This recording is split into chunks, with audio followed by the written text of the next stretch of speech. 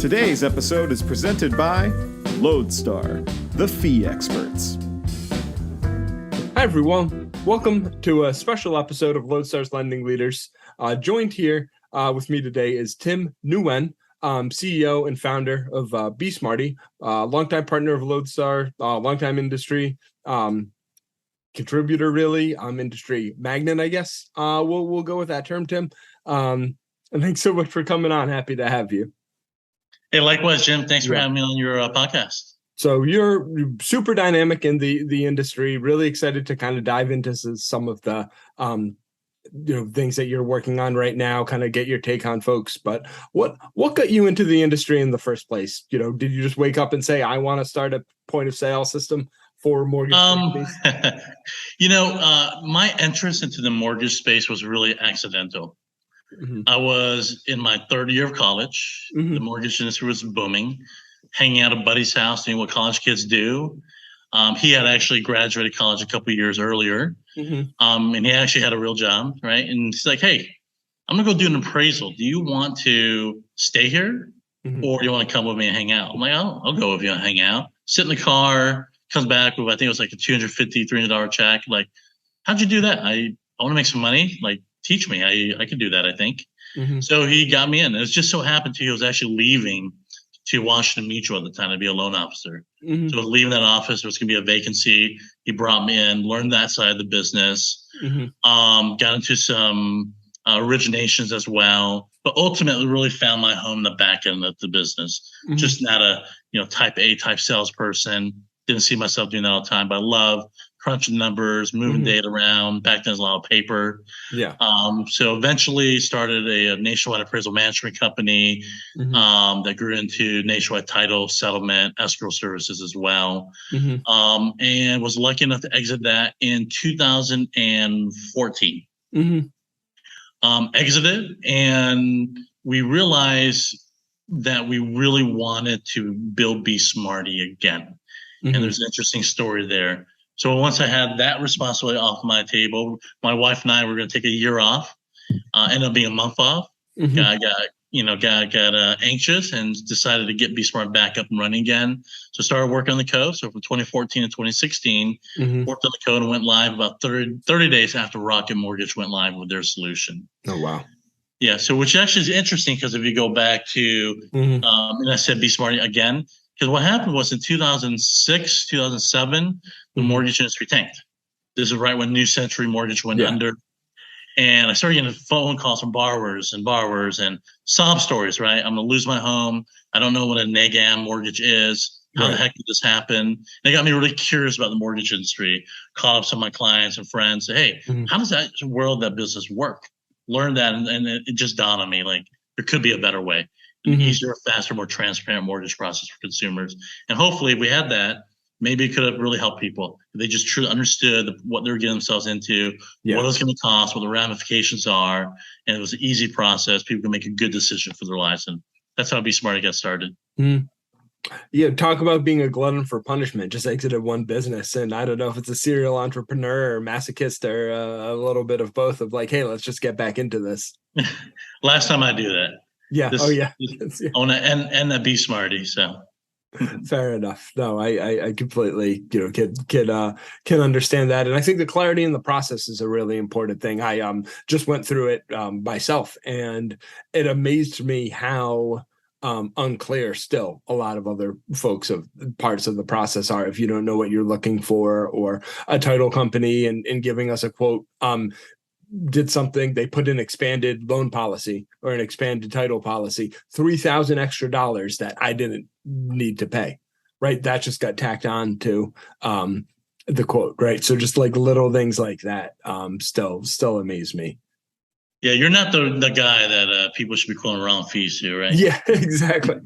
I was all over that. I already knew what title company I was going to use, so it was funny. But so one question that we're asking everyone this season is, what is your personal LodeStar? What is kind of those guiding principles, people, experiences in your life that affects how you operate at the end of the day? Yeah, I think you're alluding to my LinkedIn profile, perhaps. Yeah. Mm-hmm. Yeah. So, it's funny because when we sold the last company, right, mm-hmm. and we started this new company. I updated my LinkedIn and I told my wife, like, gosh, we work a lot. Like, I'm just going to be real. Yeah. If you don't, either you love it and you want to work with me, or you don't, and that's totally cool. So what I shared in that was there's really three things that kind of made me who I am, I guess, at the end of the day. And that was, well, the first thing was war, right? My parents were Vietnamese refugees. So the ramifications of a free country versus communist country, what they went through as refugees and boat people, and just all the bad things that happened over there, and the death and the misery really drove home to me, right? And it just really makes me who I am today. The other thing I would say is poverty.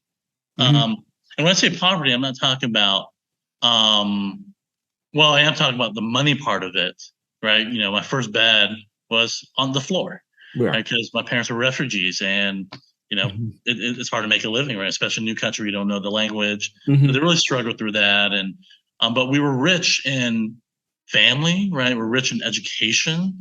Just didn't have the financial, monetary, resources that people, had after building, lives for a long time here in America. So that's what I meant by poverty, right? It's just a financial component of it, but rich in other areas, right? I give up a lot from my mom and dad and instilling the values that I have today. And the last thing is business. Come from a very entrepreneurial family that dates back to my great-great-grandpa. So it's always at the dinner table. We're talking about it. My kids will hear about it. I'm pretty sure they'll probably follow in some type of business entrepreneurial footstep. Hope, just really at the end of the day, hoping to lead a good example for them. But those were really three things that I think makes me who I am today. Oh, that's great. And I have a similar, and when I'm in my office behind me, my 4 great-grandfathers all ran a different business, all 4 of them. And I have a little picture and memento from any one of those businesses. And one thing I always think about with that is, like, they're not doing it because they have a cool product idea or an app or, work-life balance or anything like that, right? Like, it was just kind of how you provided. So how do you kind of, hold that with what you've seen in your family, like, before, like, How do we differ? Or do you even feel like it's a point. choice? Do you even feel like it's a choice? You're like, this is just what I do. Like, I'm not going to go work for anyone else. This is just. I don't feel like it was a choice. They certainly didn't sit there and say, you have to do it this way. Yeah. My parents were actually very novel to the idea, like, do what you love, do what makes you happy, do something you can do for a long time, right? Yeah. I just so gravitated toward it because I heard about it all the time. Both parents own different businesses. Extended family owns different businesses. Just been around this so much. But it's interesting point you make is, a lot of us start businesses because we want to do something special. We want to change the world. We want to make things better. We want to make money. We want to be successful, right? All those things. Some people do because they feel like it's who they are. They feel like it completes them. And some people do because it's life or death in many cases, right? Especially if you think other countries where, like, you got to make a living, you got to go out there and hustle and start something, right? For me, I think it started off with, like, this is just who I am, this is what I grew up with, and somewhere in the middle of it all, it became like, this is life, right? This is death. Like, I got to be successful at it, no matter what it took, right?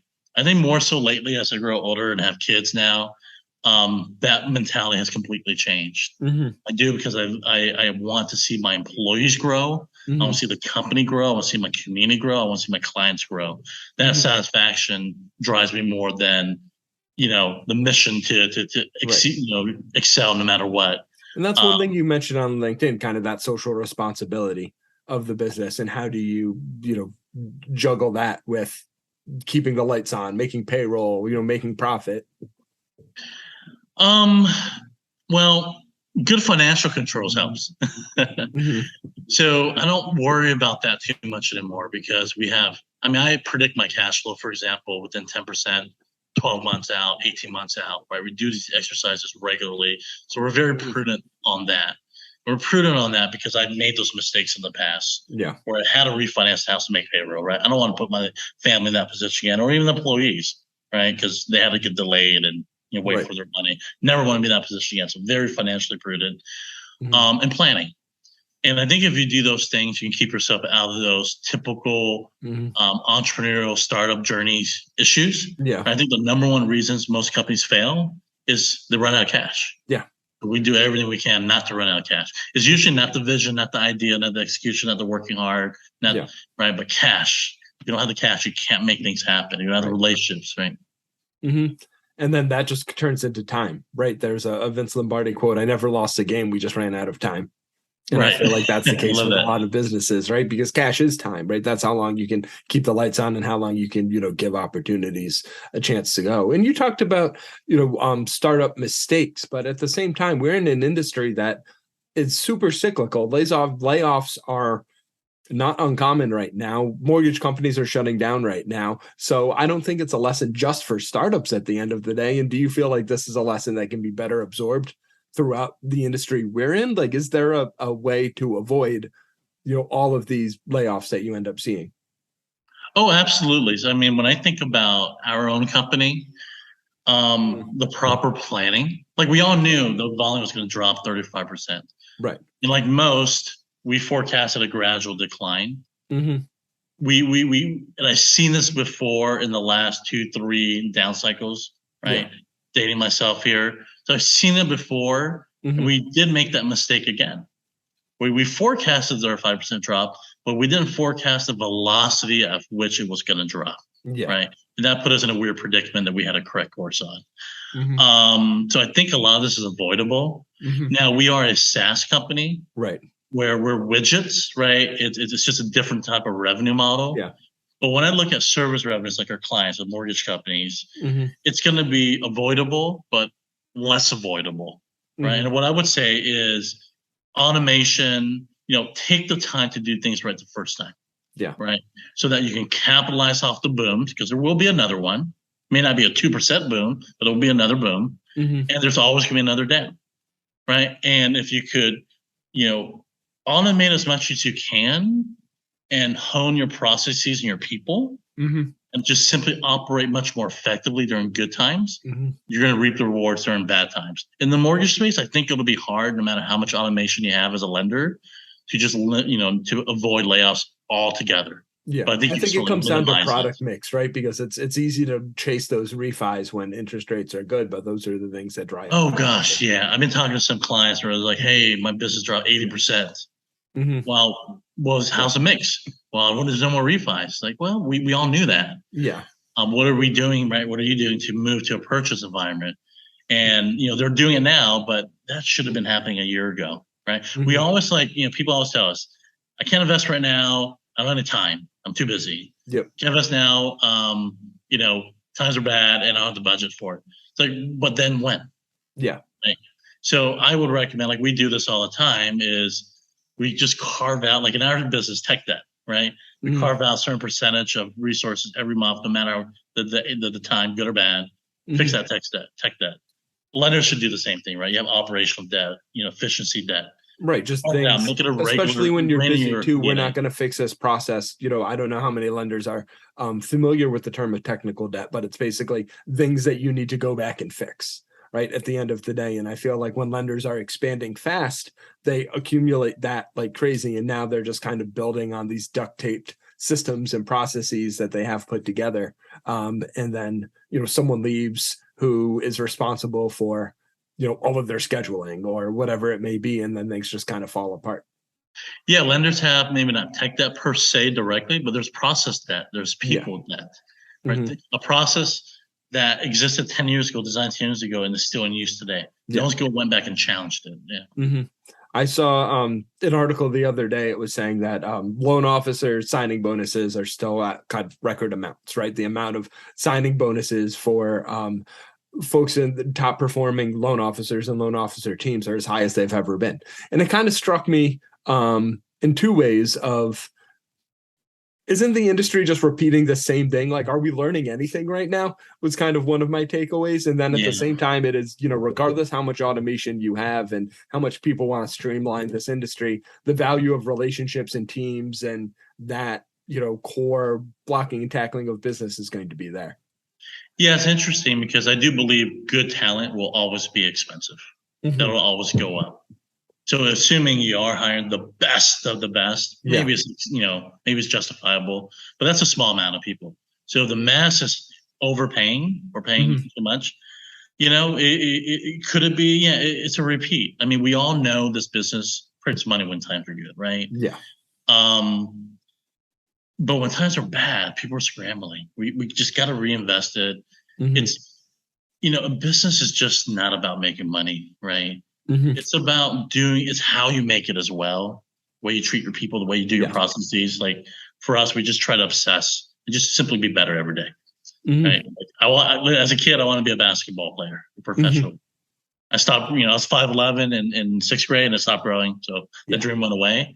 But when I think back of how obsessed I was and, going to the next level in basketball, right? It's every little move, every little corner, right? You care about every little step, every little shot. So, as a business, I think we should be as passionate about that as we were when we were younger, trying to be the next, musician or next superstar, but, sports player. For me, it was president. That was my dream as a kid. Hey, still not too late. Yeah, no, that's not going to happen. I don't have the hair for that. So you alluded to something at the beginning of the conversation about the Rocket Mortgage launch, and that Super Bowl commercial, I think was 2016, was such a watershed moment in the industry that I don't feel like gets enough attention. That was the point. For me, it was the introduction of a POS, right? I don't know. I'm sure there were other things then. And then there was kind of been like an arms race since then. How have you seen lenders adapt over the years of, hey, what is a POS? Do I even need this? Versus, oh, I have to have this. Has that evolved over the last 6-7 years? Oh man, yeah, sure has. Before Rocket Mortgage went live and splashed at the Super Bowl, we were obviously talking to the lenders. Yeah. No one understood what the heck we were trying to do. Yeah. Sounds cool. Maybe not for me. I can still do business this way. Yep. Right. Maybe we did a poor job pitching it. Take responsibility for that. But as soon as that Super Bowl ad hit, people were calling about it. I get it now, Tim. Like, okay, can we talk about that again? Sure we can, right? And the first set of BeSmartee customers, because our clients go from like application start to lights out appraisal or not lights out appraisal, lights out disclosures and then paid appraisal in about 15, 20 minutes. So that was our mark that we wanted to hit. So our most early adopters were very tech savvy, aggressive, innovative type, bank and non-bank lenders. Then we had kind of a period where we had to downgrade our application because what we learned was not everyone was ready for it, whether it was compliance, money, time, resources, whatever, or they just didn't understand it or not. But that's starting to change now. And so now what we're starting to see is our most early clients who opted for the most simple product are coming back now. I think I now want to automate all these things now. Can you help me? And there's other shifts as well. But yes, the buyers, the lenders were the first early were very gung-ho. Then they kind of fizzled out. It was like kind of just like a basic 1003, right? But now they're starting to add in more bells and whistles that we've had for all these years.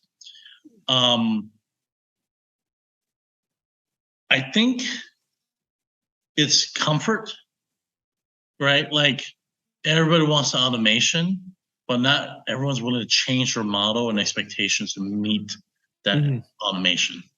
As weird as that might sound. What types of things do they have to change in terms of that automation, letting go of some things that they're doing themselves now? Oh, I'll give you an example, right? Yeah. Super easy example. We run credit on every application. You could turn it off. Or we're going to put rules around it. Like we'll run a soft pull if it meets a certain threshold, then we'll upgrade it to tri-merge, right? So there's a lot of options on how to automate credit. Some clients were like, let's just turn it off completely. I don't want that efficiency gain because I don't want to pay all these credit fees. Yeah. Understandable, right? But let's measure it differently. If we can automate it and we can reject, not decline, but reject them, right? We can put that automation, turn that into efficiencies. So you have to kind of measure it differently. Or you simply have to accept the fact that, yes, I'm going to get a spike in my credit report bill, but I expect these downstream processes to go down. And if that outweighs this, I'm probably we're spending more money running credit, but it's also saving us the work that we need to do. Yeah, and that's just one example, but VOIE is a really good example. Early on, people were like, "Why do I need to run in the point of sale? It's too expensive." Well, now what we're starting to see is a lot of people are running in the point of sale, because what we do, we'll automatically move that data into the application, move it downstream, right? And that means that the AUS and the PPE and all that eligibility has been run with validated credit, source data, essentially. And that reduces time to close and labor from processors and underwriters. Because you already have the $30 worth that. So to unpack that, do you already have that information when it comes time to process the file? You already verified the income and that, so it saves time there? Or does it save time on spending time on files that shouldn't be going as far down the process as they are? Oh, both. Yeah. For sure, both. Yeah. What we're starting to also do is, you've heard these lead risk tools, not tools, lead ranking tools, which leads should you talk to first, right? We're starting to move this data into some of these providers, because depending on the data, it's going to help drive, like, okay, you just got 3 applications in the last hour. Which one do you look at first? Yeah. Right, who gets your attention first? So. No, I never even thought of that. So which one does get the attention first? Is it based off level of interest? The lead scoring, right? So we're starting to look at different data points: credit score, term to buy, completeness of the data, whether they initiated automation or not, right? If you have a borrower who went there, gave you your social, gave you their bank credentials, gave you permission for VOIE, right? Gave you all the secrets to their life. That's a pretty committed, mentally, right, committed borrower. That's an opportunity to go in there, like, let's give this person love first, because they gave me everything they needed. So looking at all of this automation, what is the loan officer going to be doing at the end of the day? What is the role of that loan officer? And I think that's one thing. People tend to protect their jobs a lot, right? And I think when people see automation and the idea of things that they used to do themselves getting taken away, they get protective of it. We've come across that a lot. The person who maintains all of the fee templates doesn't like us because they feel like they have job security. And I'm so glad you asked that question, because it is an important one. Yeah. I'll answer it this way. You're not going to be automated out of a job. Our vision is completely different. By automating the mundane, repetitive tasks that anyone could do, like going out to an MI website and getting the MI, right? We can get that from LodeStar. Like going to your impounds and matrix for, number of months. We can automate that. Right. So by automating that, we're going to give you time back. And then what we expect, and what we're starting to see, is the loan officer role becomes less data entry and moving data around and task oriented. It becomes relationship and a trusted advisor. That's absolutely critical. Right? Would you rather spend 10 minutes collecting data, or 10 minutes building rapport and helping someone make a really big decision of which product to choose? Right? I think most people will say, I get paid as a loan officer well because I'm helping people make big financial decisions, right? Help people navigate the environment that we're in. Now, at the end of the day, I'll say, do what you want with it. And I got a really good case study. One of our clients, can't mention the name, he's retired now. I'll tell you why he's retired, because he achieved a $2,800 cost to close over the last 2 years. Oh, wow. In 2020 and 2021. The margins were ridiculous. He did in 2 years what he couldn't do in 20 years before that, and he retired. Each loan officer, and he didn't have many, each loan is closed north of 100 loans, and you'll see them on Scott's guy. Wow. That is the power. So he chose to take the automation and close more loans and make more money. Some people might say, hey, I just want to spend more time with my kids. I want to work out. Right. It's, you hit those numbers and, make it a little less sweat at the end of the day.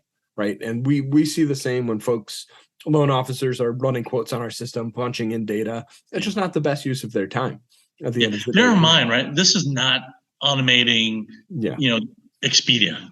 Right. This is not a simple airline ticket. We're not going to eliminate 90% of travel agents, right? Yeah. This is simply make you more efficient so you can focus on activities that drive more value to the relationship. Well, then as a consumer too, as someone who just bought a home, when I get on the phone with a loan officer, I don't want to answer a bunch of questions about, oh, what's your income? can I verify your phone number? Like going all the, like, don't collect data from me. Let's have a conversation. Like when I was going through the process, I stopped conversations when I said, listen, I don't want to hear your spiel. That's not what I'm interested in. These are the things I need to know. This is my question. Let me get an answer. So exactly. I don't think I was most people's favorite customer, but that's okay. Yeah, it's as consumers, right? We're also used to the on-demand environment that the Googles of the world have given us. Mm-hmm. We want it now. We want it fast. We want it cheap.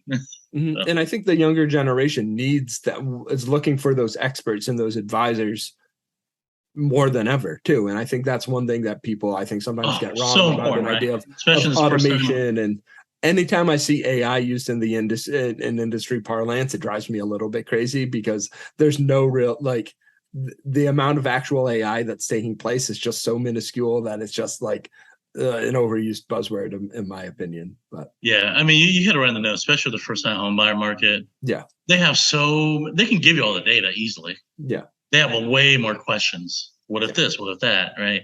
That's where your time should really be focused. Yeah. So how do you see this process changing? On your LinkedIn profile, you talk about digitizing the mortgage process. How do you see these things changing over the next few years as these trends continue, hopefully? Well, I'll tell you what we're working on here. Mm-hmm. We are gunning after a 7-day mortgage close consistently across 60% of our pipeline, our clients' pipelines. Yeah. It's not that every loan has to close in 7 days, but it should at least be able to. Right? Why are we rushing to the last day before closing? Yeah, buyers and sellers stressed out. Right. Let's get it ready on Monday and just cruise and go have a nice dinner and get your keys on a Thursday. Yeah, you don't have to stress out all the way up to Wednesday. I would say because the Montgomery County tax search takes 4 weeks to come back. That's my first. That's my first reason. But yeah. Mm-hmm. So that's what we're gunning after, right? Mm-hmm. And what that means for us is we're going to try to automate everything that makes sense, and challenge the status quo. Mm-hmm. And we're leaving no rock unturned. Right? Today, our clients could eliminate 3 days off their process, from application to a paid appraisal, essentially. Mm-hmm. We know we have a good idea what we need to do for days 4, 5, 6, and 7, right? Mm-hmm. And again, it's about automating so we can give your time back. You're not a robot. Yeah, you're a expert, right? You're a licensed expert. Provide advice, and you need more time to do that. Mm-hmm. So yeah, I'm not sure that gave you the answer you want, Jim, but there's everything. I mean, if you look at secondary, you look at pricing, right? Fees, you look at there's just so many inefficiencies, and I don't blame it, because it's a complicated industry. Yeah, and it's so wide, right? It's one of the widest industries I've ever seen. It's not just about one thing you do. It's like pre-marketing, origination, processing, all the way to closing secondary markets, right? It's just such a wide industry to work on. Mm-hmm. Right. So many different aspects of it. And I mean, it's one of the fun things about being in it, because you're learning something new every day and seeing all of the different areas of the industry. But no, I think that was. And I learned something new every day. Mm-hmm. And I left college early in my junior year to get in this business. Mm-hmm. Every day I learned something new. Mm-hmm. It's just crazy how big the industry is. Mm-hmm. No, absolutely. And I think one of the things I love about it is everyone needs a place to live at the end of the day. So there's always a demand for housing in the housing industry and real estate in general. And it's just, you can literally talk to anyone, anywhere about real estate in one way, shape, or form. Everyone's got an opinion about real estate. Yeah, for sure. Well, last question I had for you. What achievement as a business leader are you most proud of? People, for sure. So when I look at our most early employees who might not have been in the industry, who are junior developers at another company, undervalued at another company, right, et cetera, and to see where they're at now, that makes my day. At the end of the day, we have a good company. We're gonna be fine financially, right? Mm-hmm. But I want to make sure that people get rewards, people develop their skill sets. I hope everyone stays at BeSmartee forever, but they won't, right? Yeah. But those that leave, if they told me at the end of the day on their exit interview, I love working here, I learned a lot, got me ready for my next, hurrah. Yeah, that would make my day. Good luck. Let me know what I can do to help you. Mm-hmm. No, that's great. I think that's, couldn't think of a better note to end on than that. I always say I'm not passionate about calculators. I'm passionate about running a business and people. And I think that encompasses that really, really Yeah, well. isn't it great just to see people grow? Mm-hmm. This year alone, actually, we had like 3 or 4 employees, all younger. We have a bit of a younger crew. Yeah. All buy the first homes Mm-hmm. for the first time in their life. Actually, a couple of them were over 35. So all these years they weren't able to buy a home. They're able to do it with BeSmartee, right? Yeah. That was awesome. It was a great, great feeling. I love just seeing people go through kind of that journey of, oh, now I'm managing someone for the first time, or I'm doing my first interview, or, oh, it's my first performance review of someone. Oh, what do I do now? Like just seeing them kind of sweat through that and learn and grow through that is always fun. Oh, shoot. And I grow too. Yeah. So I belong to a CEO forum with other CEOs. I probably ask the most questions in the group. Yeah. I'm just like always coming across new things. And sometimes I know I could adjust. Sometimes I don't know if I can make the leap. Right. Yeah. So like, even for me, I'm just constantly growing. I love it. Yeah. Same here. Well, Tim, thanks so much for coming on. This was a fun conversation. I got to cut it. I have a feeling we could probably talk for 2 more hours. So thanks, Jim. Thanks a lot. Appreciate it. Have a good one. See you. Have a good one. Thank you for listening to LodeStar's Lending Leaders. Please like, subscribe, and rate us 5 stars anywhere you get your podcast. I'd like to give a special thank you to the LodeStar team involved with the production of this podcast, including Elena Gardner, Tim Austin, and John Wright.